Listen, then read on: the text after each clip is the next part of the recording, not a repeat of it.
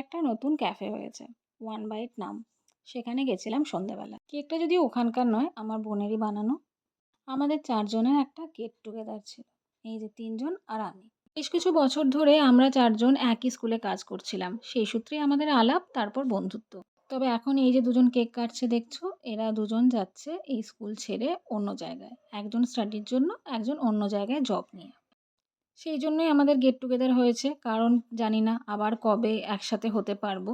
তাই আমিও ভাবলাম ওদের একটু স্যামস কেক অ্যান্ড পিৎজার কেক খাওয়াই, কারণ ওরা খেতে খুবই ভালোবাসে। অনেকদিন পর আমরা এরকম এক জায়গায় হলাম, তাই ভীষণ আড্ডা হচ্ছিল। আড্ডার পর কেক খাওয়া হলো। কেক খাওয়ার পর একটার পর একটা খাবার-দাবার খেলাম, মানে অর্ডার করে।